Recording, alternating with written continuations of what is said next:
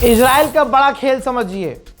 मैंने आपको बताया था पिछली रिपोर्ट में कि ईरान के पूर्व जो विदेश मंत्री हैं उनको ईरान के अंदर निशाना बनाया, उनकी जो धर्म पत्नी है शहीद हो गई और ईरान के पूर्व विदेश मंत्री बुरी तरह से घायल हो गए। अब उनको निशाना क्यों बनाया वो बात सामने आई है, क्योंकि अमेरिका उनसे डील के लिए बात कर रहा था, अमेरिका उनसे जंगबंदी की बात कर रहा था।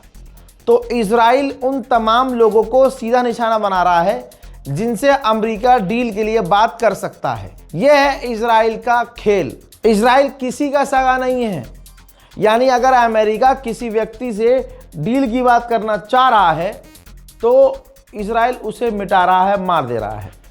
वहीं पिछली बीती रात, बल्कि यूं कहूं कि 2 घंटे पहले तक इस्फहान में लगातार 8 घंटे ईरान में बमबारी की गई है और उन 8 घंटों के बाद अभी तक कई जगह ईरान में आग लगी हुई है।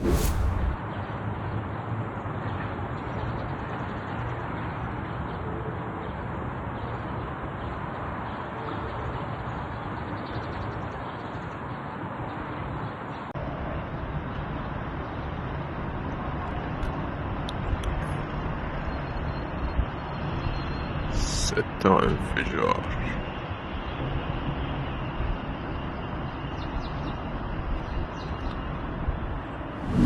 उधर इजिप्ट के विदेश मंत्री व्लादिमीर पुतिन से मिलने के लिए रशिया पहुंचे हैं, ईरान के मुद्दे पर बातचीत करने के लिए पहुंचे हैं। ऐसे ही मोहम्मद बिन सलमान ने व्लादिमीर पुतिन से फोन पर बात की है। उधर आखिरकार फिलीपींस को बड़ी कामयाबी मिली है। फिलीपींस ने फोन पर ईरान के विदेश मंत्री से बात की है और ईरान को मना लिया है कि फिलीपींस के जहाज स्ट्रेट ऑफ हॉर्मुज से निकलने दिए जाएं। भारी तादाद में इराक के अंदर जो लड़ाके हैं जो ईरान के लिए लड़ रहे थे, अमेरिका इजराइल ने उन पर खौफनाक ताबड़तोड़ बमबारियां की हैं और लगातार उनमें सैकड़ों इराकी लड़ाके मारे गए हैं जिनका जनाजा आप देख रहे हैं। जी हाँ, किसी ने खौफ नहीं खाया। सबको पता था कि अमेरिका इजराइल ताकतवर हैं, उनके पास हथियार हैं, ईरान के लिए हम लड़ेंगे तो हम पर वो बड़ा हमला करेंगे।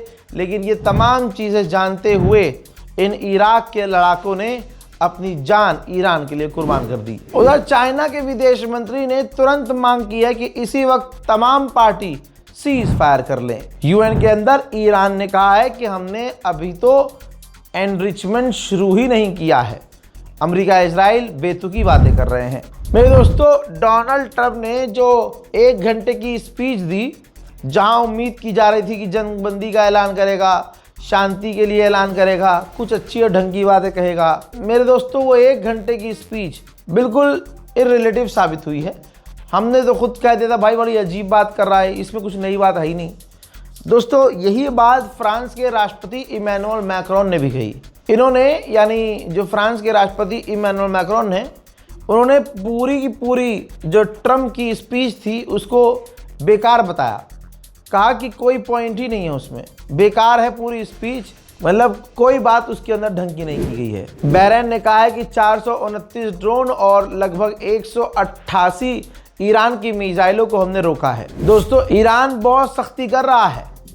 ईरान ने एक और व्यक्ति को फांसी पर लटका दिया है।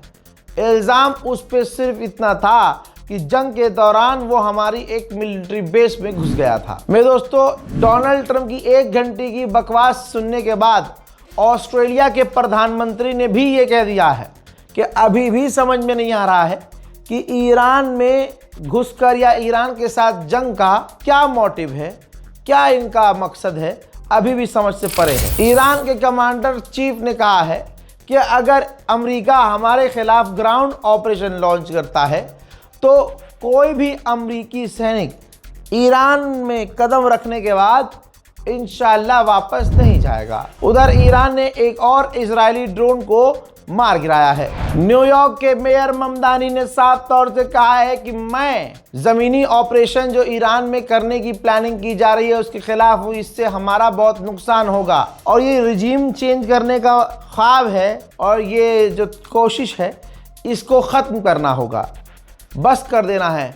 इस जंग को खत्म कर देना है। उधर अमेरिका के डिफेंस मिनिस्टर ने पोस्ट किया है back to stone age Iran के लिए, ईरान को पुराने जमाने में ढकेल देंगे।